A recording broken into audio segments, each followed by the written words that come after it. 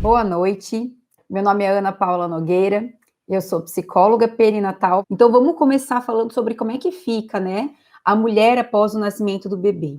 Então esse período que inicia após o nascimento do bebê se chama puerpério. E é um período muito difícil e ele fica ainda mais difícil quando a gente percebe que as mulheres não se preparam para ele. A gente tem aí, antes de mais nada, uma romantização da maternidade, uma glamorização da gravidez que a gente precisa desconstruir. Não que seja ruim ter filhos, né? Pelo contrário, tem muito amor, tem muita realização. Mas esse olhar romântico que mostra, que faz com que as pessoas pensem que a mulher vai estar realizada a partir do momento que ela se torna mãe, que a maternidade vai preenchê-la de tal modo que ela tem que estar feliz. Né? Então, você vê uma mulher grávida, você imagina o quê? Que ela está feliz. Você fala, nossa, parabéns, que legal, para quando que é o bebê? E só tem coisas boas. Mas você não sabe como é que está o emocional daquela mulher, quais são as expectativas, quais são as dificuldades que ela está vivenciando. Você não sabe nem se aquela gravidez é saudável, né? E as pessoas tratam como se a gravidez sempre fosse saudável, sempre estivesse tudo bem, sempre fosse planejada, sempre fosse desejada, sempre fosse num contexto feliz do relacionamento, quando na verdade a gente sabe que existem inúmeros formatos de família, inúmeras situações em que a gravidez acontece. E o mesmo vale para a maternidade. Então, esse olhar de que a mulher sempre vai estar feliz, de que a maternidade torna a mulher completa, é um olhar, primeiro, que não condiz com a realidade, quem é mãe já sabe disso, já sentiu isso na pele, e que muitas vezes desencoraja a mulher de expor o que ela está sentindo de fato. É muito comum que as mulheres nesse período sintam dificuldade de expressar que não estão felizes, que precisam de algum tipo de ajuda. Né? É natural que a mulher nesse período precise de ajuda, precise expor o que ela está sentindo, mas isso não é bem recebido pelas outras pessoas, que olham para ela dessa maneira, né? Como se ela precisasse estar realizada.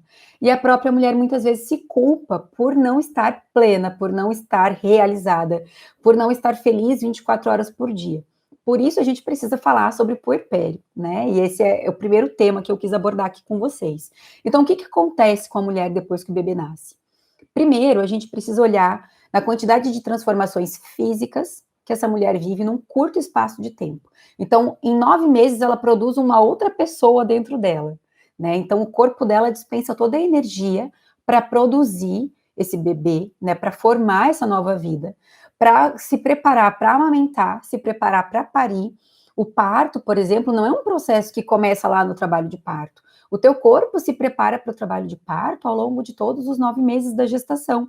Por isso que a gente tem dor nos ligamentos, a gente sente frouxidão nos ligamentos da pelve, a gente sente dor no quadril, porque o nosso corpo já está se preparando para o parto antes mesmo de entrar em trabalho de parto. Da mesma forma, a questão da amamentação e todos os hormônios envolvidos. Por isso que nesse período a gente tem oscilações emocionais também, né, também pela questão hormonal, oscilações de disposição, alteração de sono, uma série de coisas que acontece. E aí, quando esse bebê nasce, o seu corpo vai mudar todo de novo para voltar para o estado de não gravidez.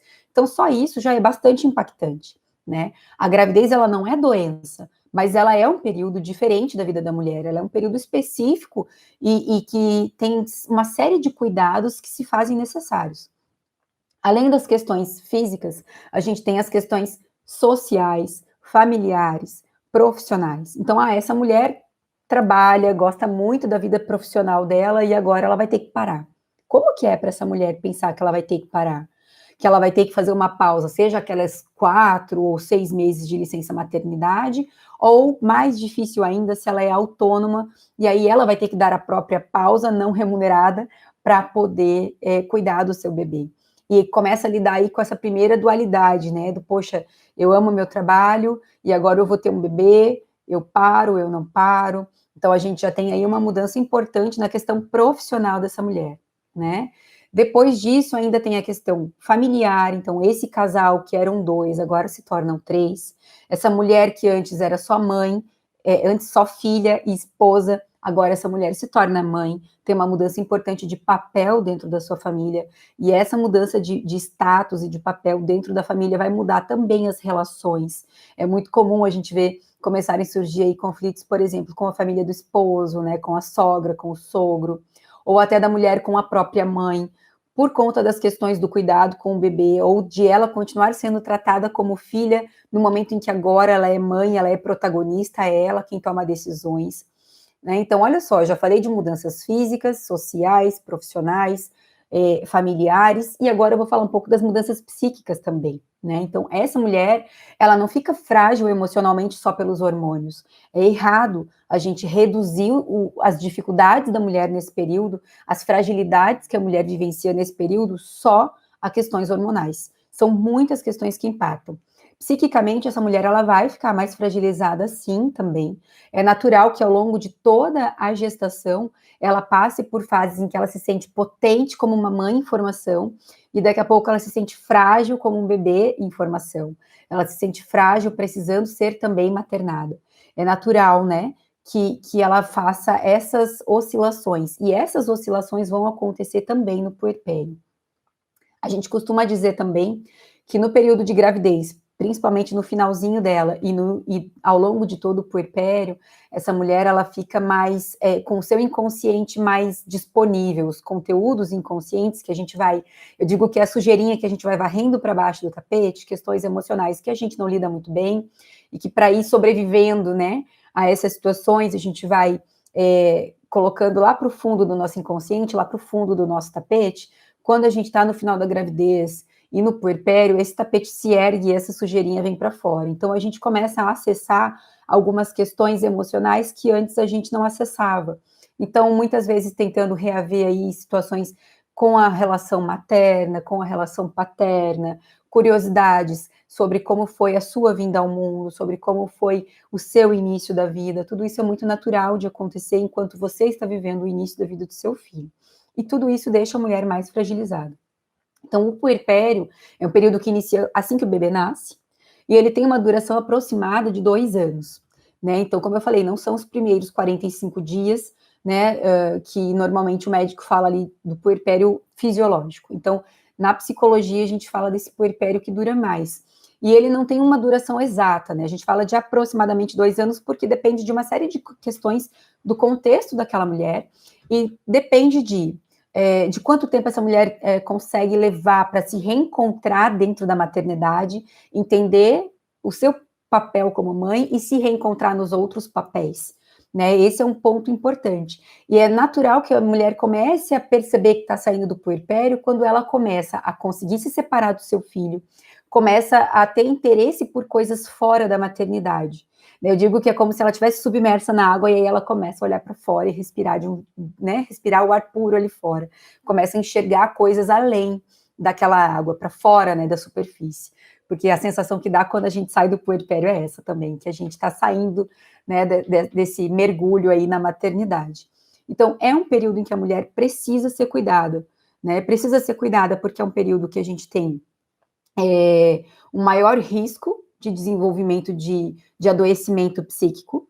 É um período que a mulher está mais vulnerável para desenvolver qualquer transtorno psiquiátrico do que qualquer outro período em sua vida, tá? Esse ciclo gravídico puerperal é o período de maior vulnerabilidade da vida da mulher para desenvolver transtornos psiquiátricos, porque ela está passando por todas essas transformações que eu falei, num curto espaço de tempo, porque ela tem gatilhos hormonais, e ela tem também cansaço, privação de sono, e também tem a invalidação do seu sofrimento, né? Porque por conta dessa romantização que tem em torno da maternidade, muitas vezes ela não se sente autorizada a se queixar de nada, e quando ela fala alguma coisa, ela recebe aquela resposta clássica, né, de por que você tá triste? Você não quis ter esse filho? Por que você tá triste? Seu filho é tão saudável, você não tem do que reclamar.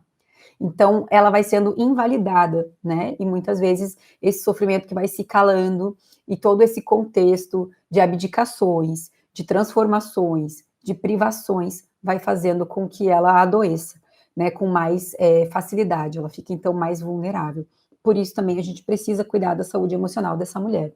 Eu costumo dizer que no puerpério, principalmente nos primeiros meses, a mulher ela vai estar mais dedicada ao bebê, porque essa fusão emocional entre mãe e bebê, ela é natural e necessária para a sobrevivência do bebê. Assim como essa mulher ficar mais introspectiva, mais quietinha, mais recolhida, também é necessário para que ela consiga se conectar mais com o seu bebê do que com o mundo externo e garantir a sobrevivência dele.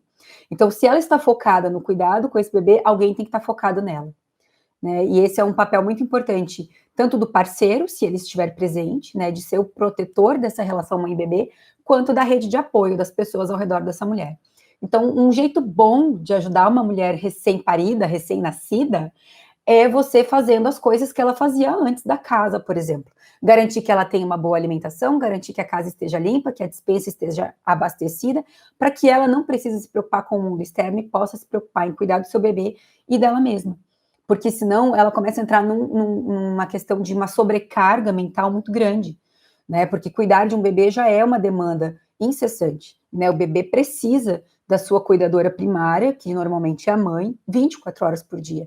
Precisa que ela esteja disponível física e emocionalmente para garantir o sucesso da amamentação, que ela esteja descansada para conseguir cuidar bem dele com qualidade nesse vínculo, para que ela tenha uma boa saúde mental. Então, como que essa mulher vai cuidar 24 horas por dia desse bebê? Vai cuidar da casa, vai cuidar da alimentação, vai no mercado, vai ver se tem roupa para lavar, é inviável. Então, a gente precisa de rede de apoio, né? Eu costumo dizer que o nosso bebê não sabe que nasceu em 2021, num apartamento, com família morando longe, que essa mãe amanhã de manhã tem que trabalhar. Ele tem demandas biológicas que são do mesmo bebê que nasceu lá 100, 200, 300 anos atrás, quando a gente vivia em aldeias, quando a gente vivia em núcleos familiares muito maiores, com mais pessoas próximo. Hoje os nossos núcleos se reduziram ao centro mesmo, né? Pai, mãe, filho, e cada um vive no seu lugar. E isso vai fazendo com que a gente fique cada vez mais isolados em pequenos núcleos com menos ajuda. Tá? Então, isso também é um fator que leva aí ao adoecimento psíquico da mulher, né? E quando eu falo de rede de apoio, já que a gente não tem família próxima, uma característica, por exemplo, da região que eu vivo é que as pessoas não são daqui, né? É muito difícil você encontrar alguém que seja natural de Balneário Camboriú. Aqui a gente tem muitas pessoas que são de fora. Então, aqui as pessoas vivem maternidades muito solitárias, com pouca ajuda de famílias. Então, o que que a gente faz? A gente precisa acionar outras formas de ajuda. A escola é rede de apoio, uma babá é rede de apoio, uma faxineira, uma diarista é rede de apoio, pessoas que tu possa contratar para fazer aquele serviço que você não está dando conta de fazer e que vai te permitir ficar mais livre para o teu maternar, que essa deve ser a sua prioridade, pelo menos nesse primeiro ano de vida do bebê, dentro do que for possível, né, dentro da tua realidade. Então, essas são questões bem importantes aí em relação ao emocional da mulher e são formas de cuidar da saúde emocional da mulher aí após a chegada do bebê. Acho que ficamos por aqui então, né? Muito obrigada, um beijo para vocês